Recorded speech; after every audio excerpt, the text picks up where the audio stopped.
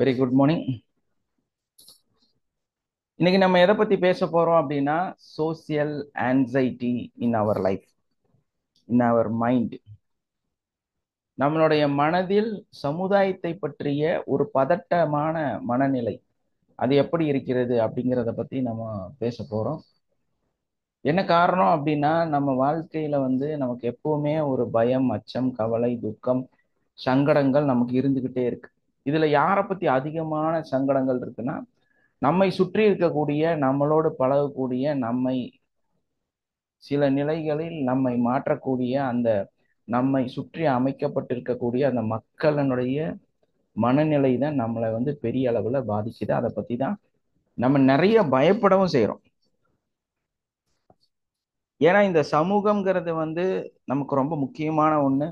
அந்த சமுதாயத்தோட மனநிலைங்கிறது அதை விட ரொம்ப முக்கியமான ஒண்ணு. இந்த சூழல் அப்படிங்கிறது நமக்கு அது ரொம்ப ரொம்ப முக்கியம். ஸோ நமக்கு என்னன்னா, இந்த சமுதாய மக்கள், இந்த சூழல், இந்த நம்ம இருக்கக்கூடிய இடம், அதை சுற்றி நடக்கக்கூடிய நிகழ்வுகள், அதெல்லாம் நம்மளை எப்பவுமே பதட்டப்படுத்திக்கிட்டே தான் இருக்கு. ஸோ இதை கடந்து நம்மனால சரிப்படுத்த முடியுமா, நம்மனால வாழ முடியுமானா, நமக்குள்ள ஏற்படக்கூடிய அந்த ஆன்சைட்டி, நம்ம வாழ்க்கையில என்ன நடக்கும், நாளைக்கு நம்ம யாரு, நாளைக்கு நம்ம வாழ்க்கையோட நிலை என்ன, நம்ம வாழ்க்கை எங்க போய் சேரப்போகுது, இந்த மாதிரியே ரொம்ப நமக்கு எப்பவுமே கவலை கண்மூடித்தனமா போய்கிட்டே இருக்கும். சங்கடங்களை ஏற்படுத்திக்கிட்டே இருக்கும் இல்லையா? நம்மளுடைய யூடியூப் சேனல்ல நிறைய வீடியோஸ் இருக்கு. ஸோ அதை ஜியோஜி ஹீலிங் ஹப் அப்படிங்கிற சேனல்ல போய் உங்களால பார்க்க முடியும். 300க்கும் மேற்பட்ட வீடியோஸ் இருக்குது. டெய்லி நம்ம அப்லோட் பண்ணிட்டே இருக்கிறோம்.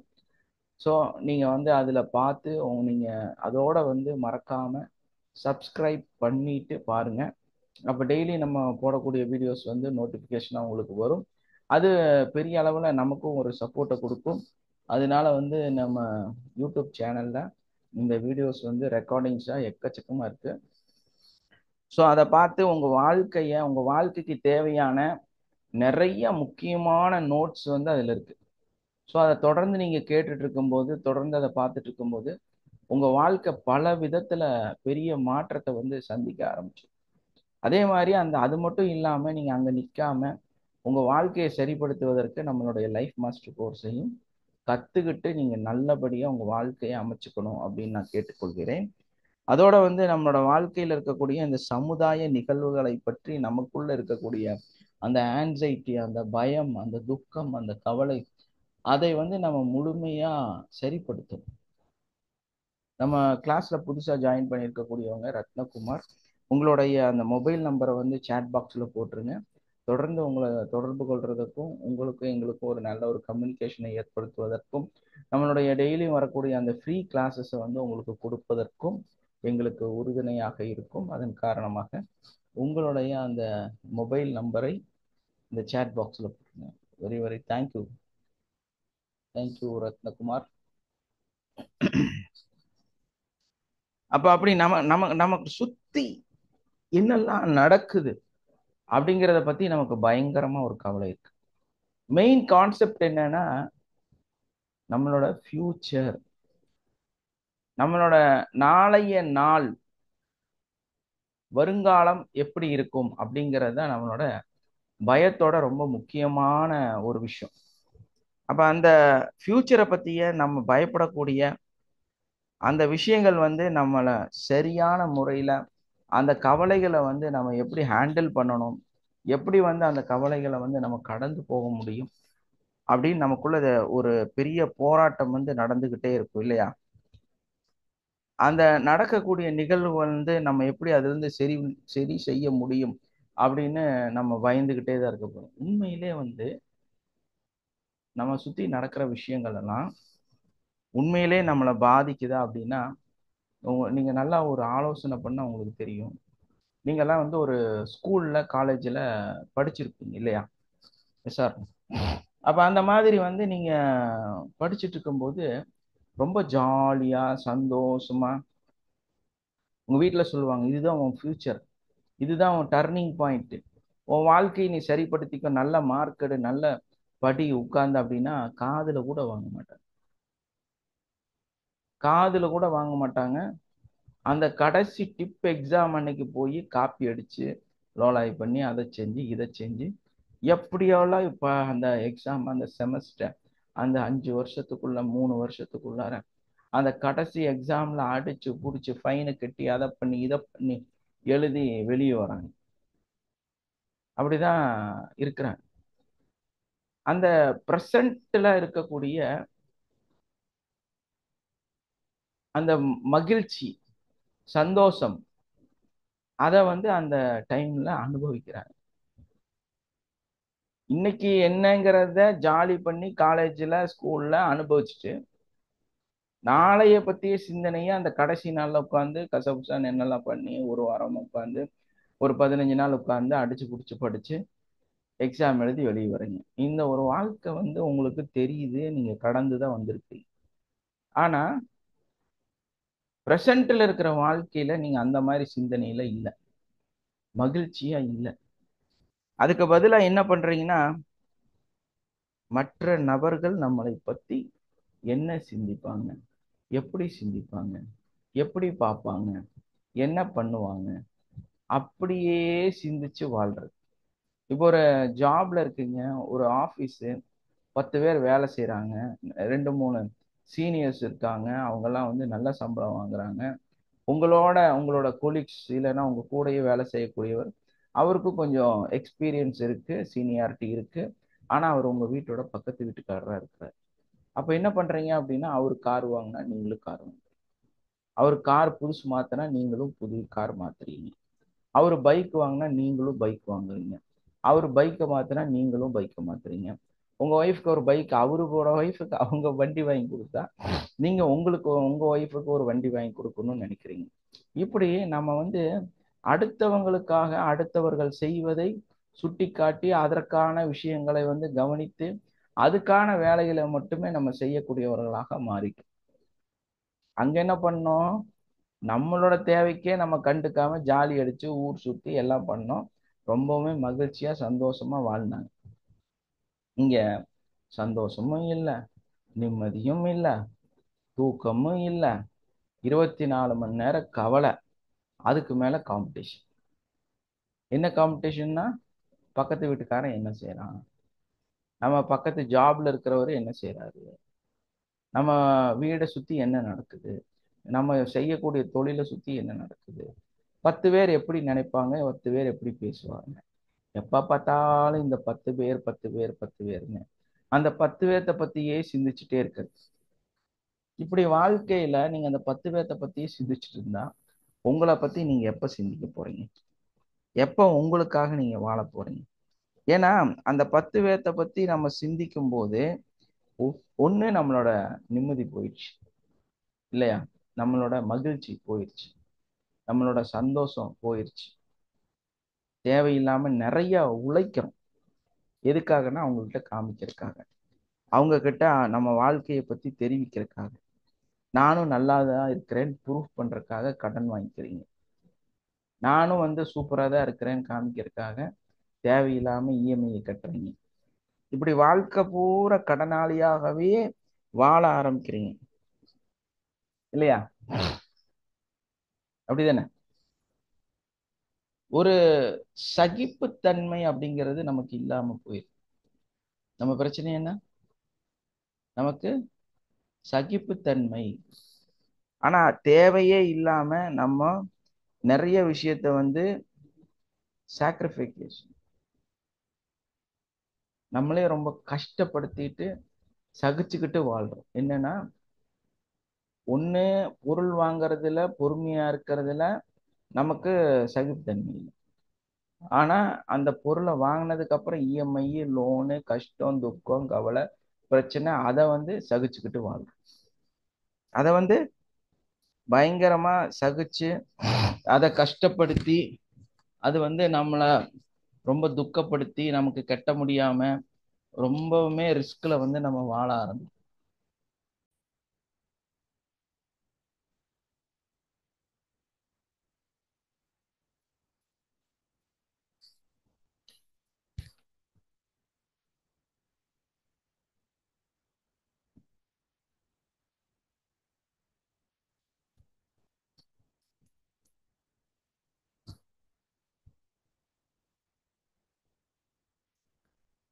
இப்போ நம்ம வாழ்க்கையில வந்து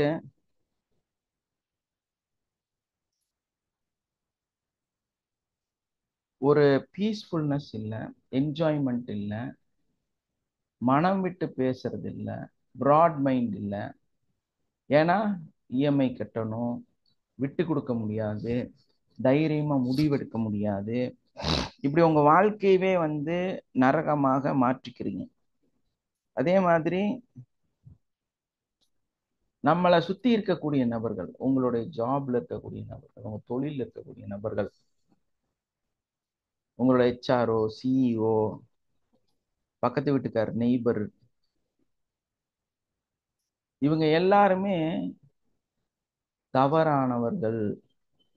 இவங்க எல்லாருமே மோசமானவர்கள். இவங்க வந்து நமக்கு ஏதாவது ஒரு சிக்கலை கொடுத்துக்கிட்டே இருப்பாங்க. அப்படிங்கிற விஷயம் வந்து ஜென்ரலாவே உங்களுக்குள்ள ஓடிட்டு இருக்கும் இல்லையா? பொதுவாகவே உங்க கூட இருக்கிற நபர்களை தான் நீங்க வந்து பிரச்சனைக்குரியவர்களாக பார்க்கக்கூடியதா இருக்கு. அவங்க மூலமா உங்களுக்கு நிறைய பிரச்சனையும் வந்துகிட்டே இருக்கும். ஒரு தொழிலுக்கு போனாலும் அங்க வந்து அந்த பிரச்சனை அதிகமாயிட்டே இருக்கும். அப்போ உண்மையிலே வந்து இந்த உலகம் பூரா இப்படித்தான் இருக்குதான். நம்மளை சுத்தி இருக்கக்கூடியவங்க எல்லாமே வந்து கெட்டவங்களா தான் இருக்காங்களாம். நமக்கு வந்து அந்த ஸ்கூல்ல காலேஜில் இருந்த மாதிரி எல்லா நண்பர்களும் நண்பர்களாக, நண்பரோட நண்பரெல்லாம் நண்பராக, அப்படி ஒரு லைஃப் உண்மைதானா? அது ஏன் நம்ம அதை விட்டு வெளியே வந்ததுக்கு அப்புறம் நமக்கு கிடைக்கல? நமக்கு பார்க்குறவங்க எல்லாம் கெட்டவங்க, பேசுறவங்க எல்லாம் மோசமானவங்க, நம்மளை சுத்தி நடக்கிறவங்க எல்லாம் தப்பானவங்க. இந்த மாதிரி ஒரு சூழலுக்குள்ளார போய் மாட்டிக்கிட்டு உங்களுக்கு எகெயின்ஸ்டாவே எல்லாருமே எல்லாத்தையும் செஞ்சுட்டே இருக்கிற அந்த ஒரு மனநிலை வந்து உங்களுக்கு ஏற்பட்டுக்கிட்டே இருக்கு. அப்ப இது வந்து உண்மைதானா? இது ரியலாவே இப்படித்தான் இருக்குதா அப்படின்னா, உண்மையில என்னன்னு கேட்டீங்கன்னா, அவங்கெல்லாம் கரெக்டா தான் இருக்காங்க.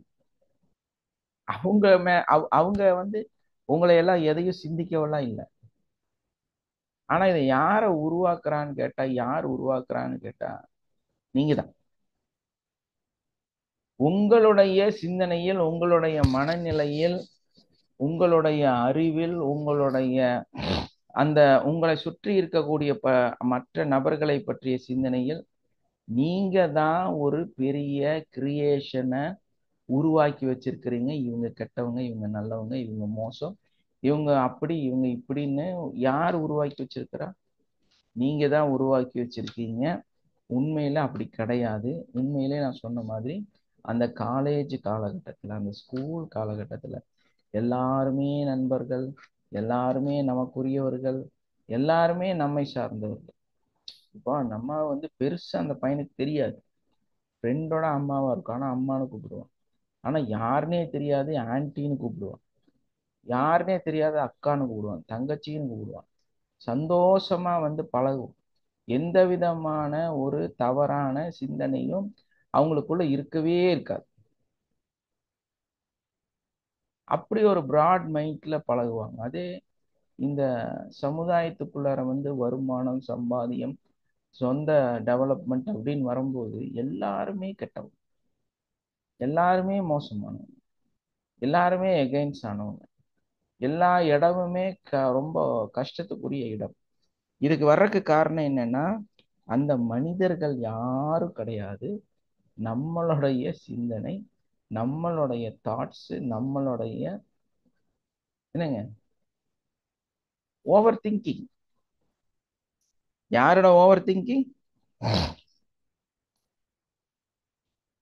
எல்லா பிரச்சனைக்கும் காரணம் யாரு? மற்ற நபர்களா, நம்மளா?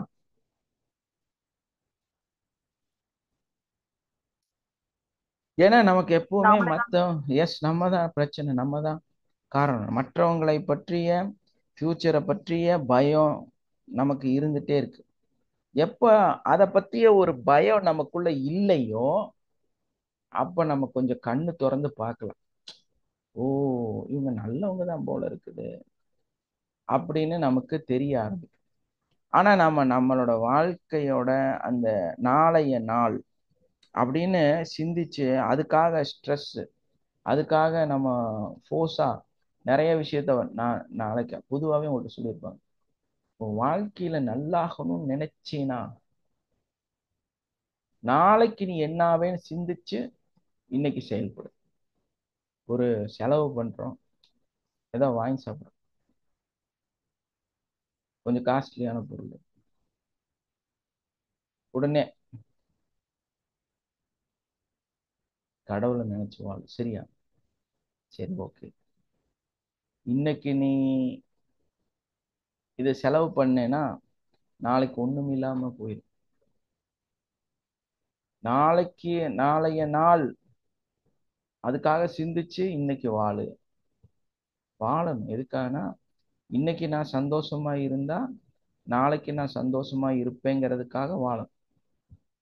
ஆனா இதே அதை என்ன பண்றாங்க அப்படின்னா, இன்னைக்கு சந்தோஷமா இல்லை, ஒரு டீ குடிக்கலன்னா 15 ரூபா போயிருமா,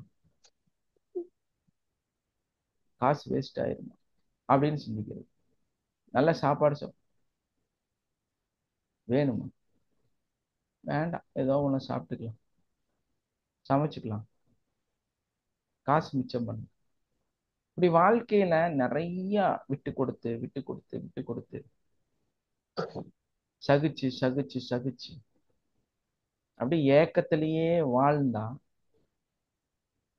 எப்படி ஃபியூச்சர் நல்லா இருக்கும்? இன்னைக்கும் உங்களுக்கு பயங்கரமான ஒரு ஏக்கம் இருக்கு.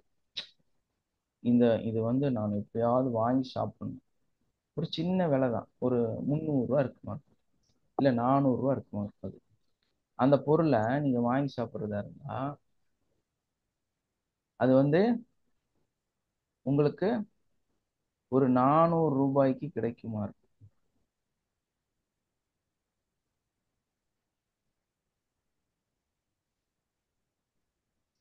கரெக்டா ஒரு ஜன்னலோட கேப்ல வெளிச்சம் நேரா 2 ஓட்டையே வருது.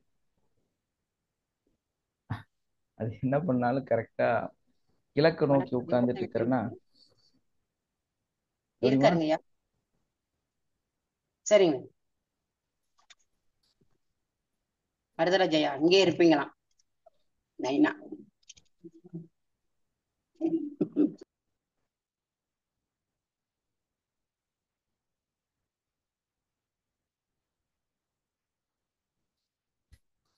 எஸ், மனோகரன் சார், வாழ்க வளமுடன். வணக்கம், காலை வணக்கம். மைக் ஆன் பண்ணி பேசுங்க, அப்பதான் கேட்கும். நான் ஆஃப் பண்ணிட்டேன் உங்க மைக்கை. காலை வணக்கம் சார். எஸ்மா, வாழை வணக்கம்.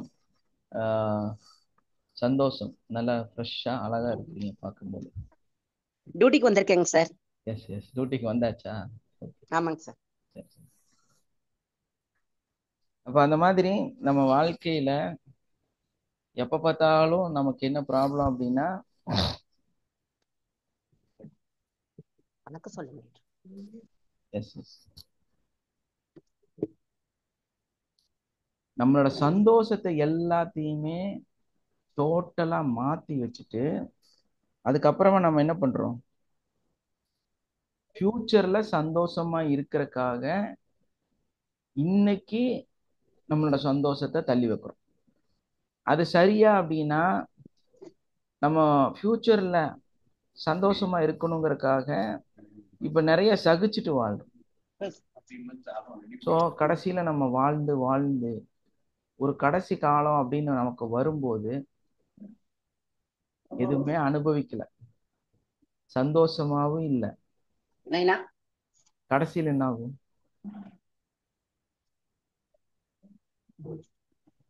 சந்தோஷம் இருக்காது. ஏன்னா காலம்தான் முடிஞ்சு போச்சே. இப்போ நம்மளோட எங்க இருக்கிறீங்க, நல்ல ஒரு வியூ பாயிண்ட், மலைக்கு மேல இருக்கக்கூடிய ஒரு 100 200 300 படிக்கட்டு இருக்கக்கூடிய ஒரு வியூ பாயிண்ட். அங்க போய் பார்த்தா ரொம்ப அற்புதங்கள் நமக்கு கண்ணுக்கு தெரியுதுன்னு வைங்க. உங்களுக்கு ஒரு 65 வயசு ஆயிடுச்சு, கொஞ்சம் உடம்பு வேற இருக்கு, உடம்புல சில நோய்கள் இருக்கு.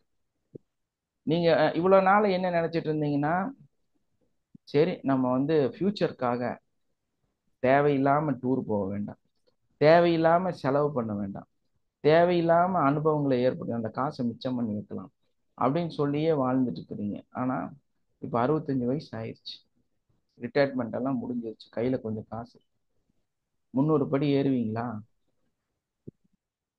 ஏற முடியுமா?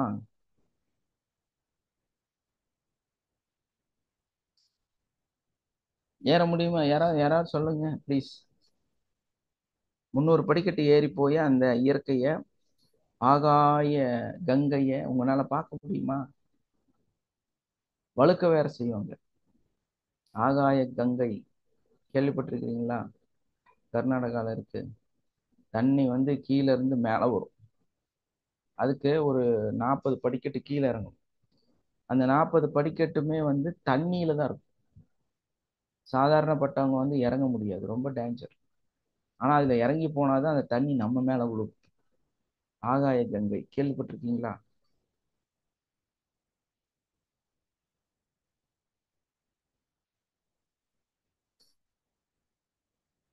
யாருக்கா தெரியுமா அது? அப்போ 60 70 வயசுல நிறைய காசு வச்சுட்டு என்ன பண்ணும்? வணக்கம் சார். அந்தந்த வயசுல அதை அனுபவிச்சிடணும் அதுதான் சார். சார் எஸ், அந்தந்த வயசுல தாங்க அதை செய்ய முடியும். நடக்கவே முடியல, ஓடவே முடியல, காசை வச்சு என்ன பண்ண போறோம்? Correct sir. அதுக்காக நீங்க காசையெல்லாம் மொத்தமா தொலைங்கன்னு நான் சொல்லல.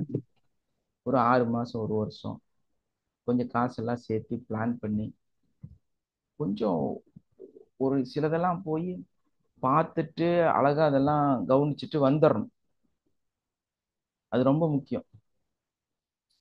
ஏன்னா நம்ம ஒரு ஏஜ்க்கு அப்புறம் படிக்கட்டெல்லாம் ஏற முடியாது, கொஞ்சம் ரிஸ்காக தான் இருக்கும். அப்போ அவ்வளோ மூச்சு முட்டல்ல ஏறி போய் பார்க்கறதுங்க பிடிக்காது. அப்போ அந்த இடத்துல போய் அந்த அழகான விஷயத்த ரசிக்கலான்னா உடம்பு வலினால வேண்டான்னு வச்சுக்கு. அப்போ உண்மையிலேயே நீங்க என்ன நினைச்சீங்க? கடைசி காலம், கடைசி காலம், கடைசி காலத்துக்காக எடுத்து வைக்கணும், கடைசி காலத்துக்காக வாழணும். எப்படி வாழ்வீங்க? நீங்களே இருக்க மாட்டீங்க, அப்புறம் எங்க போய் வாழ்றது? ஏன்?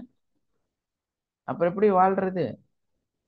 அப்ப பிரசன்ட்ல இன்னைக்கு சந்தோஷமா இருந்தாதான் ஃபியூச்சர் சந்தோஷமா இருக்கும்.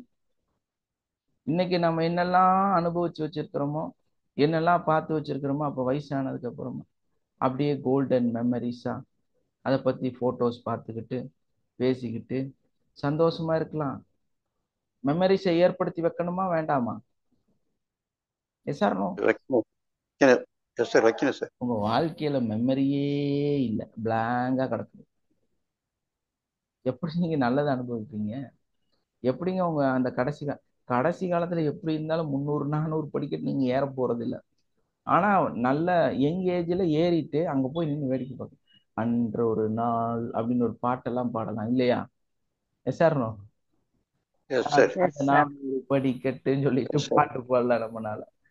நம்மனால வந்து அதை அப்படியே உற்று நோக்க முடியும். அது தூரமா இருக்கிறது. அன்னைக்கு நாங்க போய் மேல நின்று வேடிக்கை பார்த்து என்னெல்லாம் பண்ணிட்டு இருந்தோம் தெரியுமா அப்படின்னு பேசலாம். ஏன்னா உங்களுக்கு தெரியும் அந்த பக்கம் என்ன இருக்குன்னு, அங்க என்ன இருக்குங்கிறத பத்தி உங்களுக்கு நாலேஜ். ஆனா நீங்க அதை போகவே இல்லை. 67 வயசு 80 வயசுல மேலே ஏறி போய் அங்க போய் பார்த்தா என்ன தெரியும்? அங்க போய் சேரும் போதே பாதி ஆள் முடிஞ்சிருவாங்க, இல்லைன்னா போகவே மாட்டீங்க. அவ்வளவுதான், அந்த விஷயம் அப்படியே மறைக்கப்பட்டதாகவே மாறிடும். அப்போ ப்ரெசண்ட்ல வந்து நம்ம சந்தோஷமா எப்படி இருக்கிறோங்கிறது ரொம்ப ரொம்ப முக்கியம் இல்லையா? Okay sir. அப்போ நம்ம பொதுவா வந்து நம்மளை சுத்தி இருக்கக்கூடிய மனிதர்கள் வந்து சரியில்லை அப்படின்னு நம்ம நினைக்க ஆரம்பிச்சோம்னா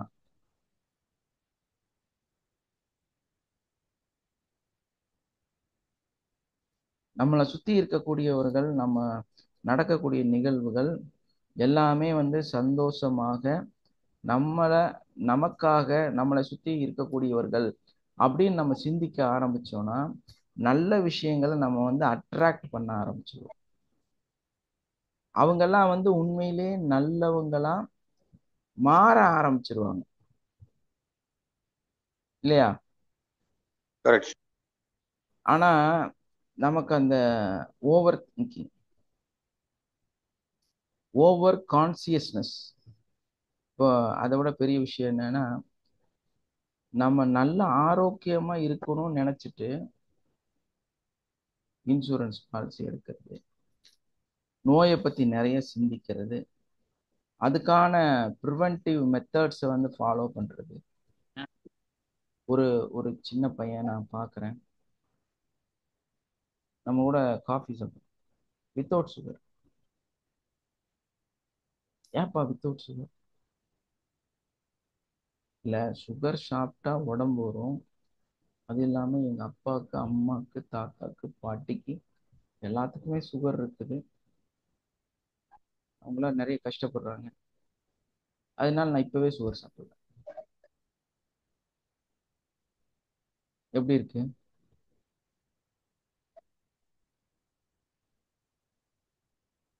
24 வயசு பையன் சர்க்கரை சாப்பிடல. ஏன்? சுகர் சாப்பிடலன்னு நினைச்சே சுகர் வந்துரும் சார். அதான் சொன்னேன், உங்க அப்பாக்கு அம்மாக்கெல்லாம் 45 வயசுல, இல்லைன்னா 55 வயசுல, இல்லைன்னா 65 வயசுல, உனக்கு 32 வயசுல எழுதி வச்சுக்கன்னு சொன்னேன். உனக்கு 32 வயசுல நீ எழுதி வச்சுக்க. அப்போ பாருங்க, என்ன மாதிரியான சிந்தனை தாத்தாக்கு இருந்தா இருந்துட்டு போகுது. நான் சிந்திச்சிருக்கிறேன் எப்படின்னா, எனக்கு இப்ப சுகர் இருக்கு. நான் சிந்திச்சிருக்கேன் என்னன்னா, Prevention is better than cure ன்னு சொல்லுவாங்க சார். அதுக்காக இந்த அளவுக்கு முன்னெச்சரிக்கையா மாத்திரை வாங்கி சாப்பிடுறாங்களா சார் எங்க வீட்டுல திட்டுவாங்க. சுகருக்காக? எங்க வீட்டுல திட்டுவாங்க, ஏங்க கிலோ கணக்குல சுகர் திங்க. ஏய், இன்னைக்கெல்லாம் நாளைக்கு என்னைக்காவது அது வரப்போகுது, அது வரும்போது பார்த்துக்கலாம். இப்ப எதுக்கு நான் ஜிலேபி அவாய்ட் பண்ணணும்? எடு அப்படின்னு சொல்லி ஃபுல்லா ஸ்வீட் சாப்பிடுவேன். நான் எதுக்கு அவாய்ட் பண்ணணும்? என்ன ஆனாலும் வரப்போகுது. ஏன்னா என்னோட சிந்தனையில, என்னோட பிரச்சனையில எங்க அப்பாவுக்கு, அம்மாவுக்கு, தாத்தாக்கு, பாட்டிக்கு எல்லாத்துக்குமே இருக்கு. இன்னைக்கெல்லாம் நாளைக்கு வரத்தான் போகுது. வரும்போது பார்த்துக்கலாம். இன்னைக்கே நிறுத்தணும், இன்னைக்கே அதை அவாய்ட் பண்ணணும், இன்னைக்கே அந்த சந்தோஷத்தை, அந்த அனுபவத்தை, இல்லையா? இப்ப என்ன பண்றோம் அப்படின்னா, வெறும் காஜு கத்திரி மட்டும் சாப்பிடுறது. ஏன்னா அதுல கொஞ்சம் சக்கரை கம்மி. மற்ற ரொம்ப ஜூஸியா இருக்கிறத கம்மி பண்ணிட்டோம் சாப்பிட்றதுல. இப்படி இருந்துட்டு போவேன். எதுக்கு 24 வயசுல over confident, over consciousness, over awareness, இல்லையா? இதெல்லாம் ஒரு லைஃபுங்களா? மனிதர்கள் வந்து இந்த மாதிரி எல்லாம் வந்து ஓவர் சாக்ரிஃபைஸ் உஷாரா ஓவர் சாக்ரிஃபைசஸ். உஷாரா இருக்கிறோம்னு சொல்லிட்டு எல்லாத்தையும் கெடுத்துக்கிறோம் சார், அவ்வளவுதான். அவன் உஷாரா இருக்கோன்னு சொல்லி அவங்களே அவங்கள எல்லாத்தையும் கெடுத்துக்கிறோம். எனக்கு சிரிக்கவான்னு தெரியல, அழுகவான்னு தெரியல. அப்படி ஒரு மனநிலையில அந்த பையனை வந்து சந்திச்சேன். அட பாவி, வாழ்க்கைய இப்படி தொலைச்சிட்டு இருக்கிறியே. நான் அது என்னோட வாழ்க்கையை நினைச்சு பார்த்தேன். எங்க எங்க அப்பாவுக்கு, அம்மாவுக்கு எல்லாத்துக்கும் இருக்கு. ஆனா நல்லா ஃபுல்லா ஸ்வீட் சாப்பிடுவோம். அப்போ நமக்கு ப்ராப்ளம் வர வரைக்குமா சாப்பிடுங்க. எதுக்கு அதை போய் நிறுத்தி வச்சுட்டு கஷ்டப்படுத்திட்டு உங்க ஃபியூச்சருக்காக எல்லாத்தையும் விட்டு கொடுத்து கடைசியில இதுதான் கிடைக்குது. சர்க்கரை சாப்பிடக்கூடாது, கண்ட்ரோல் இருக்கணும், கரெக்டு தான். அதுக்காக அதை அவாய்ட் பண்ணி இது வந்துருச்சுன்னா என்னையா பண்ணுவேன்? சுத்தமாவே திங்க முடியாது. அப்போ வாழ்க்கையில வராம இருக்க போறது இல்லை உனக்கு. ஏதோ ஒரு சூழ்நிலையில ஏதோ ஒரு கண்டிப்பா உனக்கு பிரச்சனை வரதான். ஏன்னா ஆல்ரெடி நீ ரொம்ப கிளியரா இருக்கிற, உனக்கு வர நல்லா இருக்கும். நல்லா இருக்கும் போது சந்தோஷமா இருந்துடணும். ஆமா, நல்லா இருக்கும் போது சந்தோஷமா இருந்துக்க வேண்டியதுதான். இப்போ நம்ம ஒரு சின்ன வயசுல இருக்கிறோம் அப்படின்னா, பசங்களோட சேர்ந்து நல்ல ஹோட்டல்ல இல்லைன்னா மண்டபத்துல எல்லாம் வந்து ஃபுல்லா சாப்பிடுவோம், இல்லையா? ஆனா அதே வந்து நம்ம இந்த வயசுக்கு ஆனதுக்கப்புறம் எடுக்காது, உள்ள போகாது. அப்போ கம்மியாயிருது சாப்பாடு. அப்ப நம்ம தேவைக்கு நம்ம சாப்பிட்டுட்டு அப்படியே எந்திரிச்சோம். நீ சின்னதா இருக்கும்போது நல்லா ஆரோக்கியமா சாப்பிடு, ஆரோக்கியமா உடம்ப வச்சுக்கோ. அதுக்காக ரொம்ப குண்டாருன்னு சொல்லல நான். ஆரம்பத்திலேயே அனுபவிக்க முடியும்னா எப்பவும் அனுபவிக்க முடியாது சார். ஆமா, 6ல் விளையாதது 60ல் 50 வளையாது. வளையாது, அது உடைஞ்சுதான் போகும். அதே மாதிரி தான் நம்ம வாழ்க்கையில அந்த சின்ன வயசுல சுகர் வரக்கூடாதுன்னு சொல்லி சுகர் சாப்பிடாம இருக்கலாம்ல சார். ஆனா சுகர் சாப்பிட்டு பழக்கப்பட்ட பிறகு சுகர் வந்தா கூட சுகர் தான் அதிகம் கேக்குதே சார். அதுக்கு என்ன பண்றது சார்? சாப்பிட வேண்டியதுதான். அது ஒன்றும் இன்க்ரீஸ் பண்ணிட்டு விட்டுருந்தேன் சார். அது அப்படின்னா எப்படி சுகர் சாப்பிடணும்னு ஒரு டெக்னிக் சொல்லித்தரேன். சரி சார். இப்போ 1 கிலோ வந்து மிக்ஸ் ஸ்வீட்ஸ் வந்து உங்க டேபிள் மேல இருக்கு. உங்களுக்கு அதை சாப்பிட்டே ஆகணும், டெம்ட் ஆகுது. புரியுதுங்களா? இல்ல சொல்லுங்க சார். நீங்க தான் பர்ச்சேஸ் பண்றீங்க, அப்படி ஒரு 2 3 ஆப்ஷன் இருந்துச்சுன்னா ஒரு ஸ்வீட்ல ஒரு ஒரு சைஸ் இருக்கும் இல்லையா, அதுல ஒரு 6 பார்ட்டா பிரிக்கிறது. அதுல அந்த ஒரு சைடு இருக்கும்ல, அதை வந்து ஓகே. சாப்பிட்டுரு. சார் குறைச்சிக்கணும். சார் ஆஹ் சாப்பிட்டுறது. சார் எப்போ சார் ஒரு மேட்ரு ஒன்று படித்தேன் சார். ம் சுகர் உள்ளவங்க என்ன சாப்பிட்டாலும் சாப்பிட்றதுக்கு முன்னாடி அந்த சாப்பாட்டுல 2 சொட்டு எலுமிச்சம்பழத்தை பூஞ்சிக்கிட்டா போதுன்றாங்க. சுகர் நம்மளை அட்டாக் பண்ணாது. காபி பால் தவிர மற்ற இடத்துல எந்த உணவு சாப்பிட்டாலும் அந்த உணவுல 2 சொட்டு எலுமிச்சம்பழத்தை பூஞ்சிக்கிட்டா பூஞ்சிக்கிட்டா போதும். அதை சாப்பிட்டா நம்ம சுகர் அட்டாக் பண்ணாது அப்படின்னு சொல்லிட்டு ஆராய்ச்சி பண்ணி கான்செப்ட் சொல்லியிருக்கிறாங்க. கரெக்டு தான் சார். ஏன்னா எலுமிச்சம்பழம் நம்ம ஃபேட்டை குறைச்சிரும். ஃபேட்டை குறைஞ்சா ஆட்டோமேட்டிக்கா கிளைகோஜல் வந்து கம்மியாயிரும். அது அந்த மாதிரி கரெக்ட் கான்செப்ட். நானும் ஆராய்ச்சி அதை பண்ணி ஃபாலோ சொல்லியிருக்காங்க பண்றேன். சார். அதனால சுகர் உள்ளவங்க பயப்பட தேவையில்லை. அந்த மாதிரி எதை சாப்பிட்டாலும் 2 சொட்டு எலுமிச்சம்பழம் பூஞ்சிக்கிட்டு நம்ம சாப்பிட்டோம்னா வந்து அப்படி அட்டாக் பண்ணாது. சாப்பிட்றது இல்லை. ஆனா வந்து நான் அதை ஃபாலோ பண்ணிட்டு இருக்கிறேன். எப்படின்னு கேட்டீங்கன்னா, நான்வெஜ் ஃபுட்டு சாப்பிட்டோம் அப்படின்னா கம்பல்சரி வந்து அந்த லெமன் சோடா மாதிரி இருக்கிறது லெமனுக்காக சாப்பிட்றோம். ஆமா சார். அதான் உண்மையில ஏன்னா அது ரொம்ப நம்ம நல்லது. ஜென்ரலா இந்த பெப்சி, கோக்கு அந்த மாதிரி பிராண்டடு சுகர் அந்த கண்டென்ட் இருக்கக்கூடிய எந்த ப்ராடக்ட்டுமே நம்ம எடுத்துக்கிறதுல சாப்பிட்றது கிடையாது. அதுக்கு பதிலாக நம்ம என்ன பண்றோம், பிளைன் தண்ணியில தானே அவங்க செய்யறாங்க. அந்த சோடால வந்து கண்டிப்பா ஒரு இன்னொன்று கேரளாவில் இருக்கக்கூடிய ஒரு கலாச்சாரம் அது. அந்த அடிப்படையில நம்ம வந்து ஃபுல்லா லைம் போட்டு சாப்பிட்ருவோம். லைம் ஜூஸ் சாப்பிட்டீங்கன்னா அதில் சர்க்கரை இருக்கும் நிறையா. ஸோ அதனால லைம் ஜூஸ் சாப்பிடாதீங்க. நேரடியாக வந்து அந்த கேரளாவில் சொல்ற மாதிரி நாரங்க சோடா, லெமன் சால்ட் இங்கே சொல்றது, அது வந்து நீங்கள் எடுத்துக்கங்க, நல்லது தான். ஏன்னா கொஞ்சம் உப்பு இருக்கும், அது கூட வந்து ஒரு ஒரு பீஸ் ஃபுல்லாக லெமன் இருக்கும். அப்போ நம்ம ஃபுட்டு எடுத்ததுக்கப்புறம் அதை எடுக்கும்போது நமக்கு என்ன ஆகும்னா ஓரளவுக்கு பேலன்ஸ் ஆயிடும். அப்போ நம்மளோட நான்வெஜ் எல்லாம் கொஞ்சம் கரைஞ்சிடும், உள்ளேயே வந்து எல்லா டைஜஷனும் அதிகமாயிடும். அந்த மாதிரி எடுத்துக்கிறதுனால எந்த தப்பும் கிடையாது. அப்போ நம்ம அப்ப வந்து நீங்க சொல்றது என்னன்னா சார், அந்த சாப்பிட ஒரு கிரேசினஸ் வந்துச்சுன்னா அதுல கொஞ்சமா சாப்பிட்டுக்குங்க. ஆனா சாப்பிடாம சாப்பிட்டுறணும். இருக்காதீங்க. ஏன்னா சரி. ஒரு ஆங்ஸைட்டி, ஒரு பயங்கரமான ஒரு பகை உணர்வு அது மேல வந்துருச்சுன்னு வைங்க, உங்க ஆமா டெம்டேஷன் சார். அதிகமாயிருச்சுன்னு வைங்க, ஆட்டோமேட்டிக்கா சுகர் ரைஸ் ஆயிடும். கரெக்ட். அதனால அதுதான் சார் எப்போ அதை கரெக்ட். சாந்தப்படுத்துறோமோ, அதாவது எனக்கு வந்து சுகர் மேல அவ்வளோ பெரிய ஒரு டெம்டேஷன் இல்லை, ஒரு பிரியம் இல்லை, நான் வந்து பெருசாலாம் சர்க்கரையை விரும்புவது கிடையாது அப்படிங்கிற ஒரு மனநிலை வந்தா சர்க்கரை வியாதி கண்ட்ரோல் ஆயிடும். எப்போ சர்க்கரை வியாதி ரொம்ப அதிகமாகுதுன்னா, என்னால் சாப்பிட முடியாம போகுது, அது எனக்கு வந்து அதிகமான ஏக்கத்தை ஏற்படுத்துகிறது. அது எனக்கு வேணும், அது எனக்கு வேணும், ஐயோ ஐயோ அப்படி ஒரு சூழல் வரும்போது மன ஜாஸ்தி ரீதியா ஆயிடுது. சர்க்கரை வியாதி ஜாஸ்தி ஆயிடும். Correct sir. அப்ப நம்ம என்ன பண்ணோம்னா சுகர் அதை உடைச்சிரும். சுகர் சுகர் பயப்பட வேண்டிய வியாதியே கிடையாது சார். ஆமா, சர்க்கரைங்கிறது பயப்பட வேண்டிய வியாதியே கிடையாது. ஆனா நம்மளை பயப்பட வச்சு இப்படி ஆக்கி, பயப்பட வச்சுட்டாங்க சார். அப்ப நம்ம என்ன பயத்திலேயே ஏதாவது பண்ணோம், சுகர் ஏற்றிடுறாங்க. நீங்க என்ன பண்றீங்க, உலக மக்களுக்கெல்லாம் நிறைய பதில் சொல்ல வேண்டிய சூழ்நிலை வரும். பெரியவங்க வந்து குழந்தைகளுக்கு பதில் சொல்ல வேண்டியது வரும். அதனால அந்த ஒரு 1/2 கிலோ 1/4 கிலோ டப்பா இருக்குதா, ஒரு நிறைய ஸ்வீட் இருக்குதா, இன்னைக்கு அந்த ஒரு பீஸ் சாப்பிட்டே ஆகணும் டெம்ட் ஆகுதா, போங்க அதுல ஒரு 6 பீஸ் அப்படி 6ஆ நீங்களே அப்படி ஒரு கோடு போட்டுட்டு அந்த சின்ன பீஸ் எடுத்து சாப்பிட்டுருங்க. சாப்பிட்டா மனசுக்கு ஒரு திருப்தி ஆயிடும், கிளியர் ஆயிடும். அப்ப நீங்க அதை திரும்ப திரும்ப சாப்பிடாதீங்க, விட்டுருங்க. அப்புறம் ஒரு ஒரு 3 நாள் 4 நாள் ஆகும்போது திரும்ப என்னைக்காவது தோணும், நல்ல வீட்டில் ஒரு கமகமான்னு மணக்கக்கூடிய பாயசம் இருக்கு. மனசு அப்படியே டெம்ட் ஆகிட்டே இருக்கும். அப்போ ஒரு 1/4 டம்ளர் வாங்கி குடிங்க, ஒன்றும் தப்பு கிடையாது. அப்ப சொல்லுவாங்க அஸ்ஸலாமு சிலர். அலைக்கும். இஸ்லாம். எஸ்மா. இந்த டெம்டேஷனை குறைக்க ஒரு சின்ன டிப்ஸ் சொல்லவா சார்?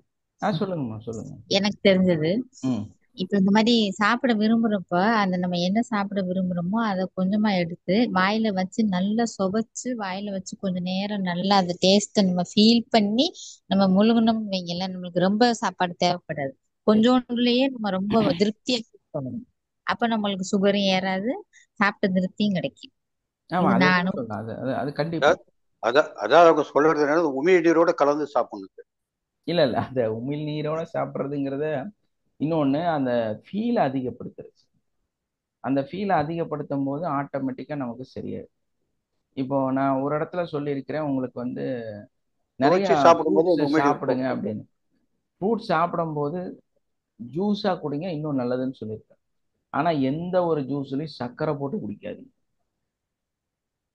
இது ரொம்ப முக்கியம். சர்க்கரையே இல்லாம தான் எல்லா ஜூஸுமே சாப்பிடணும். ஏன்னா இது மாதுளைன்னா மாதுளையோட அந்த ஒரிஜினல் இனிப்பு வந்து உங்களுக்கு தெரியணும். மேங்கோனா மேங்கோட இனிப்பு தெரியணும். கொய்யாக்கான கொய்யாக்கோட அந்த சுவை வந்து தெரியணும். அப்போ நம்ம எதை சாப்பிட்றோமோ, என்ன ஃப்ரூட் சாப்பிட்றோமோ, சர்க்கரையே சேர்த்தாம ஜூஸ் போட்டு சாப்பிட்டு பழகுங்க. அப்ப என்ன ஆகுனா, அந்த அந்த ஒரிஜினல் வந்து நீங்க உணர ஆரம்பிப்பீங்க. அப்ப என்ன ஆகுனா, நமக்குள்ள அந்தந்த பொருளோட உணர்வுகள் வந்து வர ஆரம்பிக்கும். சர்க்கரையோட தேவை வந்து நம்மளை விட்டு போக ஆரம்பிக்கும். அதே மாதிரி மெடிடேஷன் பண்ணும்போது, டேப்பிங் பண்ணும்போதும் சர்க்கரைங்கிறது மேல எனக்கு எந்த விதமான ஒரு தால்பரியமும் இல்லை. அதே மாதிரி நான் அதை விரும்புவது கிடையாது. ஐ ஹேட் தி சுகர். நான் அந்த சர்க்கரை என்னும் பொருளை வெறுக்கிறேன் அப்படின்னு சொல்லி நீங்க டேப்பிங் பண்ணுங்க. அதனால என்ன ஆகும்னா, அந்த பற்று வந்து குறைஞ்சிடும். எனக்கு வந்து சுகர் பிடிக்காது, எனக்கு சுகர் பிடிக்காது அப்படின்னு. ஒரு டைம்ல எல்லாம் சுகரை பார்த்துட்டா கை நடுங்க ஆரம்பிச்சு, போய் சாப்பிட்டே ஆகணும். ஆனா இன்னைக்கு நம்ம அந்த டேப்பிங் விஷயம் பண்ணி பண்ணி பண்ணி பண்ணி என்ன ஆச்சுன்னா, டக்குன்னு ஒரு ஸ்பூன் எடுத்து வாயில போட்டுக்குவாங்க சார். அதான் ஒன்றை ஃபுல்லா எடுத்து போட்டுருவாங்க. அதெல்லாம் செய்யக்கூடாது. இப்ப நம்ம வந்து கண்ட்ரோல் கொண்டு வந்தாச்சு. என்னன்னா, ஐ ஹர்ட் தி சுகர். நான் வந்து அந்த சுகரை வெறுக்கிறேன், சுகரை நான் வெறுக்கிறேன் அப்படின்னு சொல்லி டேப்பிங் பண்ணி பண்ணி, அப்ப என்ன ஆகும் நம்ம உடம்பு, உங்க செல்ல என்ன சொல்லும்,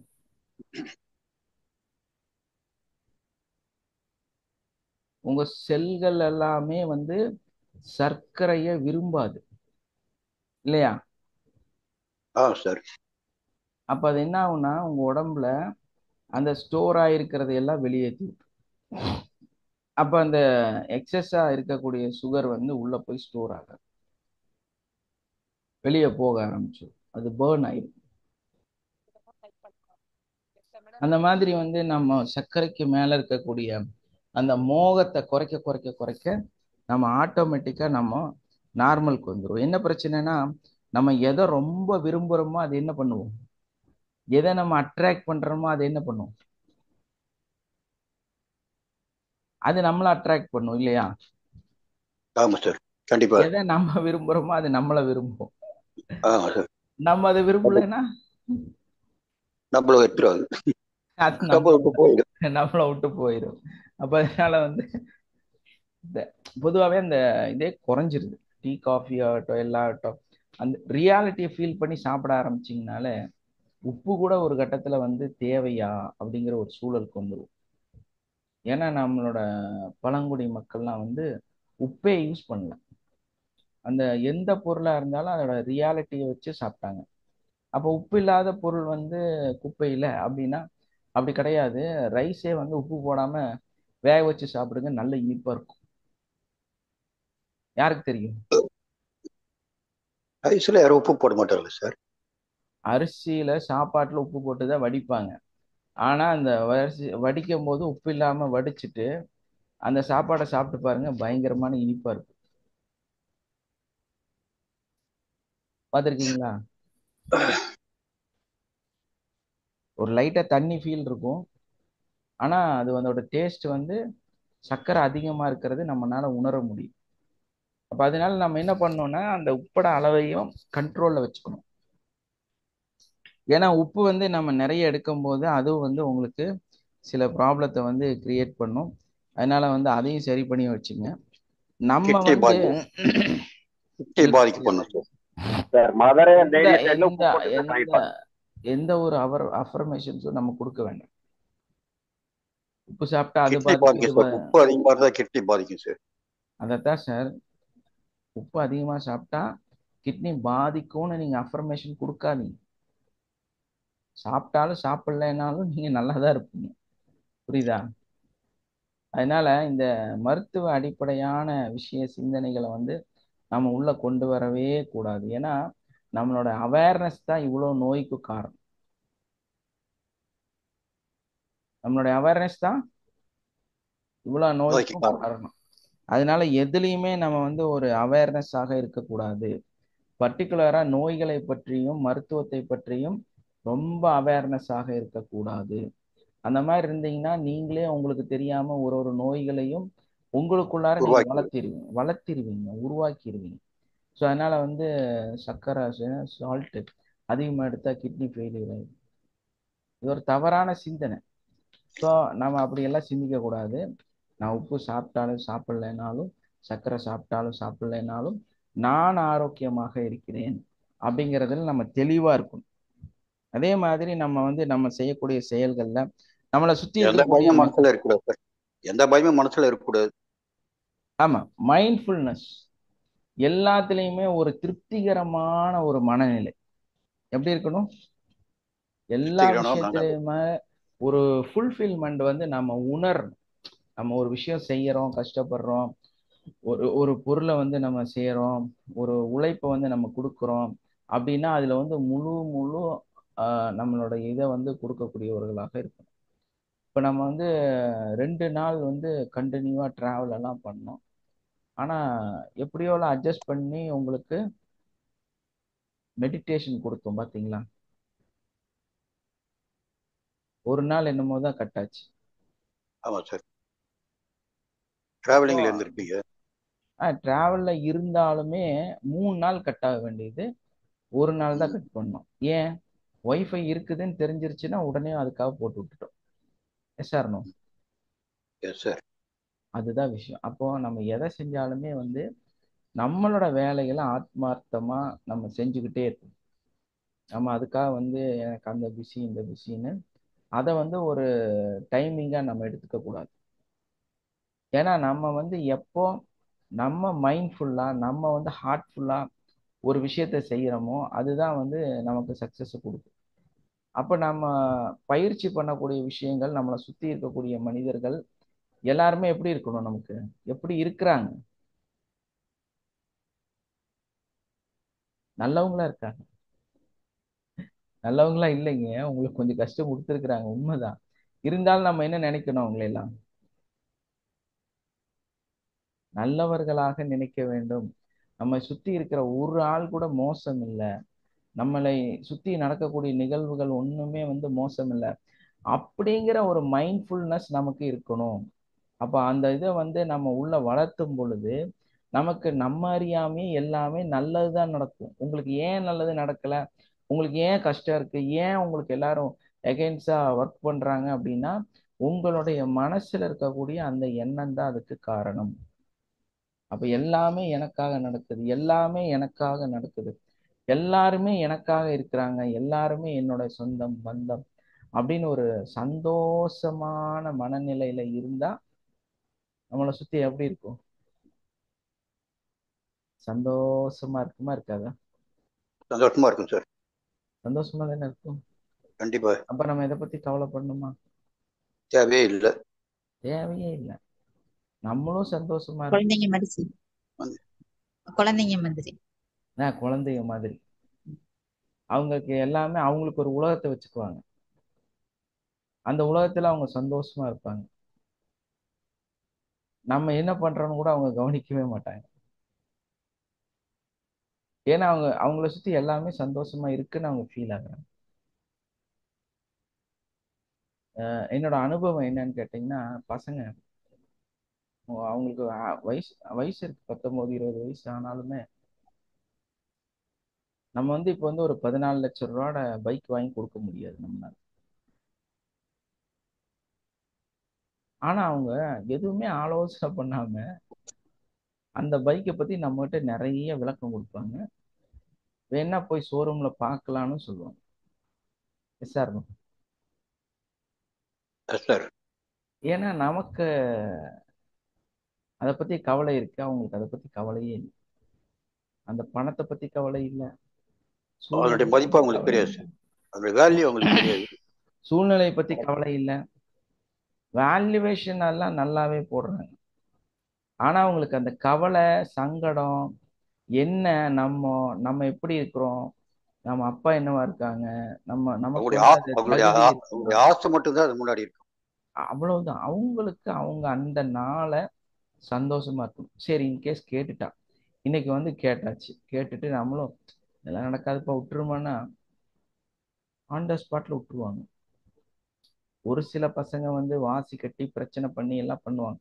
அவங்களுக்கெல்லாம் வந்து கொஞ்சம் ப்ராப்ளம் இருக்கு. அவங்கெல்லாம் வந்து வேற மாதிரி கேட்டகரி, ஜென்ரலா இருக்கிற குழந்தைங்க சொல்றேன். அவங்க என்ன பண்ணுவாங்க, இதையே மறந்துடுவாங்க. அதுக்கு பேர் ஒரு 2 லட்சம் ரூபாய்க்கு வண்டி எடுத்துருக்கலாம், அதையும் சேர்ந்து மறந்துடுவான். சந்தோஷமா இருப்பான். என்ன பண்ணுவான், 14 லட்சத்தையும் மறந்தாச்சு, 2 லட்சத்தையும் மறந்தாச்சு. ஏன்னா அவங்க கான்செப்ட் பைக் மட்டும்தான். ஸோ அந்த பைக்குங்கிற விஷயத்தையே மறந்தாச்சு. அதனால 14 காணாம போயிடுச்சு, 2 காணாம போயிடுச்சு. ஒரு 3 மாசம் 6 மாசத்துக்கு அப்புறம் அதே சப்ஜெக்ட் எடுத்துட்டு வருவாங்க. சார் மனப்பாக்கத்தோட இருந்தாவே நோய்கள் வந்து அதிகமாக தான் இருக்கீங்க. இப்ப பாகிஸ்தான்ல யுத்தம் நடத்துற போறாரு மோடி அப்படின்னு அறிவிச்சாங்கன்னா அவளுக்கு முடிஞ்சு வச்சுக்க, மனப்பாக்கத்தை வந்துருங்களா, நோய் வரத்தார செய்யுங்க. அதாவது நம்ம வந்து பொதுவா இந்த சமுதாயம் சமூகம் சார்ந்த விஷயங்கள்ல அதிகமான சிந்தனைகள், தவறான சிந்தனைகளை ஏற்படுத்தும் பொழுது அது வந்து என்ன ஆகும்னா, அந்த இம்பேக்ட் வந்து அவங்களையும் பாதிக்கும், நம்மளையும் பாதிக்கும். அப்ப நம்ம வந்து ஒரு போர் நடக்க போகுது, ஒரு போர் வருது அப்படின்னா நம்மளால தவிர்க்கவே முடியாது. அது என்ன நடக்குதோ நடக்கட்டும், இல்லையா? நமக்கு அதை பத்தி எதுக்கு கவலை, நமக்கு அதை பத்தி எதுக்கு கவலை? நம்ம அந்த பிரபஞ்ச சக்திகிட்ட கேட்க வேண்டியது, எல்லா மக்களும் சாந்தி சமாதானமா சந்தோஷமா இருக்கணும். அந்த பக்கம் போனாலும் உயிர் தான், இந்த பக்கம் போனாலும் உயிர் தான். அதனால நம்ம நடுநிலையா சிந்திக்கணும். அப்ப அதெல்லாம் வராம இருக்கணும்னு கடவுள்கிட்ட வேண்டிக்கணும். அதுதான் முக்கியம். அதை பார்த்து பயப்படவெல்லாம் கூடாது. இப்போ நம்ம நாட்டுல நம்மளை வந்து எச்சமில்லை துணிஞ்சு நிக்கணும் சார். ஆமா அச்சமில்லை அச்சமில்லைன்னு துணிஞ்சு நிக்க வேண்டியதான். ஆமா அவ்வளவுதான். கூட்டு பிரார்த்தனை செஞ்சா சரியா இருக்குல்ல சார்? மனப்பஞ்ச ஆமா சார், யுத்தத்தை அவ்வளவு. ஒண்ணு ஃபர்ஸ்ட் இது நம்மளோட நாடு. நாளைக்கு வந்து ஒரு போர்னு வந்து நாளைக்கு நம்மளை எல்லாம் வாங்கன்னு கூப்பிடுறாங்க, இறங்கி போயிட்டே இருக்க வேண்டியதுதான். நீ பாகிஸ்தானா இருந்தா என்ன, ஈரானா இருந்தான, சவுதி அரேபியாவா இருந்தா எனக்கு என்ன? என் நாட்டுக்கு மேல நீ போர் தொடுக்கிறேன்னு ஆயிடுச்சுன்னா நீ எனக்கு விரோதியா மாறிட்ட, அவ்வளவுதான், முடிஞ்சு போச்சு கதை. அப்புறம் நம்ம நாடு என்ன சொல்லுதோ அது மட்டும்தான் நமக்கு, அது மட்டும்தான் நம்மளோட சிந்தனையில இருக்கணும். அப்புறம் அதுல பதட்டம் வருதுன்னெல்லாம் நம்ம சிந்திக்கவே கூடாது. நம்ம நாடு என்ன சிந்திக்குதோ அதான் நம்ம சிந்திக்கணும்.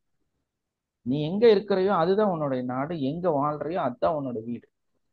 அதுக்கு ஒரு பாதிப்பு வருது, ஒரு எதிரி உருவாகுறாங்கன்னா உனக்கு அது எதிரி தான். அது யாரா வேணாலும் இருக்கலாம். ஸோ அப்ப நம்மளோட சிந்தனை ஃபுல்லா எங்க இருக்கணும் அப்படின்னா, அந்த நாடு என்ன சொல்லுதோ, யாரை அழிக்கணும்னு நினைக்குதோ அதைத்தான் நானும் சிந்திப்பேன். புரியுதுங்களா? பதட்டப்பட வேண்டிய அவசியமே கிடையாது. அவங்க ஒரு முடிவெடுத்து ஒரு விஷயத்த செய்யறாங்க அப்படின்னா நம்மளும் ரெடி தான், நம்மளும் அதுக்கு தயார். ஏன்னா அவன் எதிரி, சொந்தக்காரன் கிடையாது. அது புரிஞ்சுக்கங்க. யார் அவங்க? எதிரி, நம்ம விரோதி. நமக்கு அவங்களுக்கு எந்த விதமான சம்பந்தம் கிடையாது. அது எவனா இருந்தாலும் பிரச்சனை இல்லை. நம்ம நாட்டுக்கு எகைன்ஸ்ட்னா எகைன்ஸ்ட் தான். நாளைக்கு கூப்பிட்டா நாளைக்கு காலையில நெஞ்ச திறந்துட்டு போய் அந்த குண்டை வாங்குறதுக்கு தயாராக இருக்கக்கூடிய நபர்ல நம்ம தான் ஃபர்ஸ்ட்ல இருக்கணும். இந்த ஃபர்ஸ்ட் ரோலை நம்ம தான் இருக்கணும். அதுதான் நம்ம நம்ம நாட்டுக்கு கொடுக்கக்கூடிய மரியாதை. அப்புறம் இதை போய் ஆர்குமெண்ட் பண்ணி அதெல்லாம் நம்ம செய்யவே கூடாது. புரியுதுங்களா? கரெக்ட். நம்ம அதுல எந்த விதமான தயவுதாட்சணையும் காட்டக்கூடாது. அது யாரா இருந்தாலும் நமக்கு அது எதிரினா எதிரி தான், விரோதினா விரோதி தான். என் நாட்டுக்கு மேல நீ ஒரு மண்ணை தூவினா கூட நான் சம்மதிக்க மாட்டேன் அப்படிங்கிறது தான் நம்ம இருக்கணும். நம்ம நிலைப்பாடு அதுலதான் தெளிவா இருக்கும்.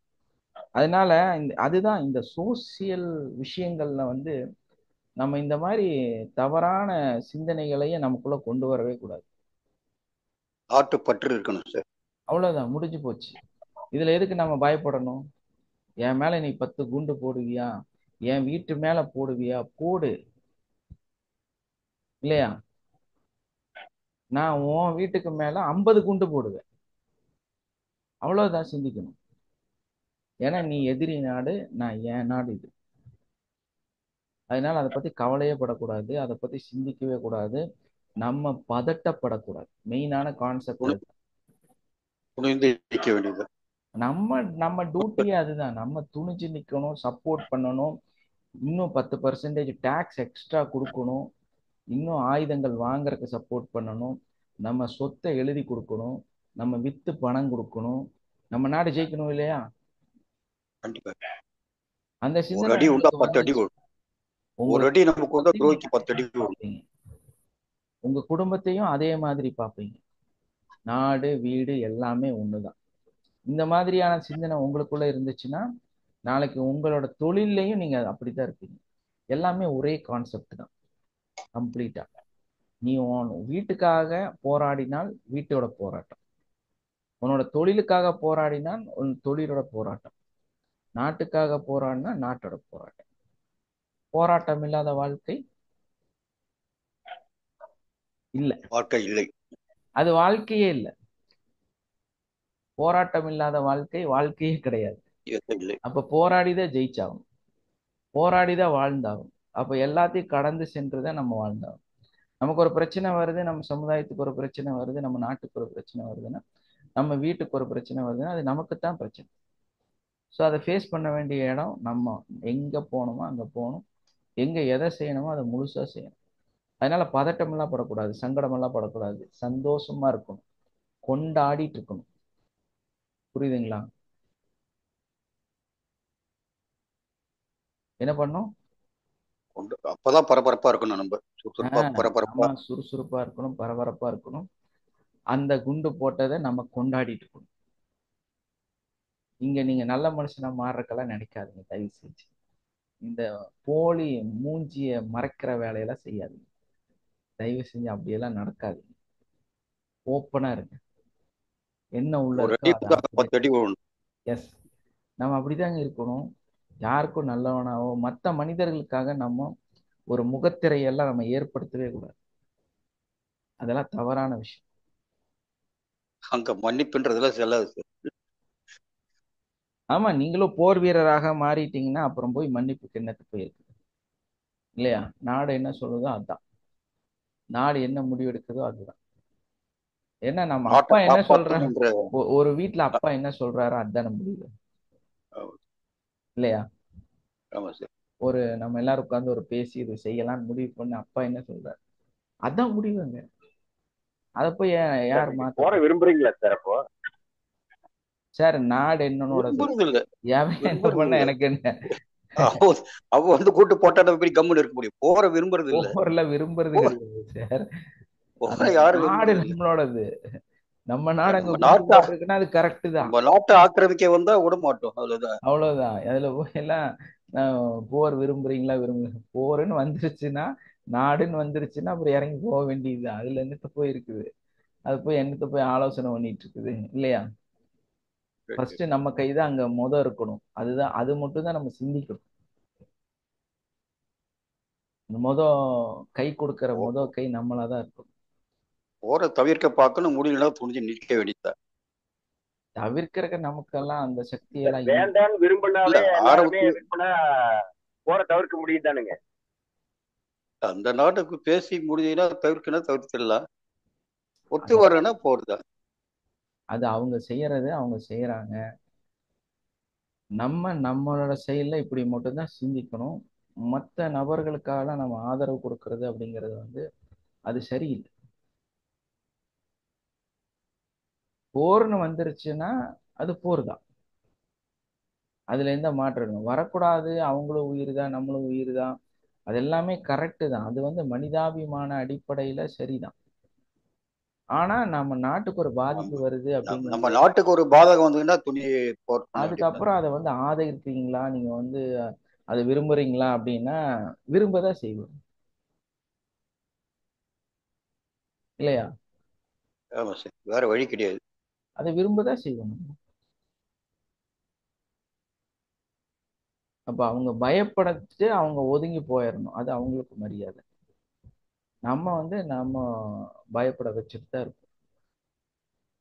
அதுல எந்த மாற்றமும் கிடையாது. அவங்க செய்யறது நமக்கு அரசியல் தேவையில்லை. நாடு என்ன சொல்லுதோ அதுதான் கரெக்ட், நாடு என்ன செய்யுதோ அதுதான் கரெக்ட். ஸோ அதனால வந்து இதுக்கெல்லாம் நம்ம எந்த இதுவும் வந்து அந்த பக்கம் எல்லாம் வந்து காம்ப்ரமைஸ் எல்லாம் கிடையாது. நம்ம அதை பத்தி சிந்திக்கவும் கூடாது, நீங்க பதட்டப்படவும் கூடாது. இதுக்காக வந்து நீங்க பதட்டப்படுவது தவறான விஷயம். அதுதான் ரொம்ப முக்கியம். நம்மளை கூலா வச்சுக்கணும், நம்மளை கிளியரா வச்சுக்கணும், வரும்போது பார்த்துக்கலாங்கிற அந்த தெளிவு இருக்கணும். நாளைக்கு ஒரு டேக்ஸ் இதுக்காக எக்ஸஸா போட்டா கெட்டுறக்கு சந்தோஷமா கெட்டணும். அந்த மாதிரி ஏற்றுக்கொள்ளக்கூடிய நல்ல மனநிலைக்கு நம்ம வரணும், அவ்வளவுதான். புரியுதுங்களா? இந்தியா வெற்றி பெறுன்ற மனநிலையில ஒவ்வொருத்தரும் இருக்கணும் சார். ஆமா. அதாவது நம்ம தேவையில்லாம இதை வந்து பதட்டப்படுத்தி நம்ம இதை வந்து கஷ்டப்படுத்தும் போது என்ன ஆகுதுன்னா நமக்கு தெரியாம நமக்குள்ள ஒரு நோய் வந்துருங்க. நமக்குள்ளார என்ன ஆகும்? நோய் உருவாயிடும். ஒரு நோய், பதட்டம் சார்ந்த அந்த மனநிலை சார்ந்து ஒரு நோய் உருவாகிறோம். அப்ப நம்ம என்ன பண்ணணும்னா நம்மளை நம்ம தெளிவா வச்சுக்கணும். அந்த அந்த பயத்தை, அந்த சங்கடத்தை, அந்த கவலையை, அந்த துக்கத்தை, அந்த பதட்டத்தை அதை வந்து முழுசா இல்லாம பண்ணிடணும். ஏன்னா நம்ம ஒரு விஷயம் நல்லா தெளிவா புரிஞ்சுக்கணும். நம்ம என்ன கலர் கண்ணாடி போட்டு நம்ம வந்து இந்த உலகத்தை பார்க்குறோமோ அந்த கலர்ல அது தெரியும், இல்லையா? கரெக்ட். அதை விட்டுட்டு நம்ம வந்து நம்ம போட்டிருக்கிறது சிவப்பு கலர் கண்ணாடி. நீ எப்ப பார்த்தாலும் அப்படி இருக்கிற இப்படி இருக்கிற நம்ம சொல்லலாமா? நம்ம தான் நம்ம கண்ணாடி கழட்டிட்டு உண்மையை பார்க்கணும். ஸோ அதனால வந்து நம்ம எதையும் நமக்குள்ள முடிவெடுக்க கூடாது, நம்ம எதையும் பார்க்கக்கூடாது, எதையும் செய்யக்கூடாது. நம்ம நல்ல சௌபாக்கியமா, சந்தோஷமா, ரிலாக்ஸா, பீஸ்ஃபுல்லா நம்ம இன்னைக்கு வாழ்ற வாழ்க்கைய இன்னைக்கு நான் சந்தோஷமா வாழ்ந்தாதான் என்னோட ஃபியூச்சர் வந்து சந்தோஷமாக இருக்கும். அதனால எந்த சிந்தனையும் நமக்குள்ள கொண்டு வராம வி ஆர் ஆல் பிளஸ்ட் அப்படிங்கிற ஒரு மனநிலையில நல்ல ரிலாக்ஸேஷனோட நம்ம சந்தோஷமா வாழ்றதுக்கான வழிகளை வந்து பார்க்கணும். அதுதான் நம்ம இன்றைய வாழ்க்கையை மேன்மைப்படுத்தும், உயர்த்தும். இன்றைய மகிழ்ச்சி நாளை மகிழ்ச்சி. ஆமா, இன்னைக்கு நீங்க விதைக்கக்கூடிய அந்த மகிழ்ச்சிங்கிற விதை மட்டும்தான் நாளைய மகிழ்ச்சிங்கிற மரம். அப்ப நாளைக்கு வந்து நீங்க ஒரு கள்ளி செடியை விதைச்சீங்கன்னா நாளைக்கு அது கள்ளி மரமாக மாறும், இல்லையா? கரெக்ட். அப்ப நம்ம எதை விதைக்கிறோங்கிறது ரொம்ப முக்கியம். அதனால நம்ம எதை சிந்திக்கிறோங்கிறது ரொம்ப முக்கியம். என்ன மாதிரி சிந்திக்கிறோங்கிறது ரொம்ப ரொம்ப முக்கியம். இந்த மாதிரி நம்ம வந்து தேவையில்லாத சிந்தனைகளும் தேவையில்லாத விஷயங்களையும் தவிர்த்துட்டு என்ன நடக்குதோ அது நடக்கட்டும்ட்டு பதட்ட நிலையிலிருந்து வெளியே வந்து சந்தோஷமா டுடே லைஃப் ரொம்ப முக்கியம். அதற்கான வாழ்க்கையை வாழக்கூடியவர்களாக நம்ம மாறணும். எந்த தவறான சிந்தனையும் நமக்கு தேவையில்லை. Okay, thank you all, have a nice day. யாராவது பேசுறதுன்னா பேசலாம், உங்களுடைய அனுபவங்களை பகிர்ந்து கொள்ளலாம், இல்லைன்னா நம்ம வைண்ட் அப் பண்ணலாம்.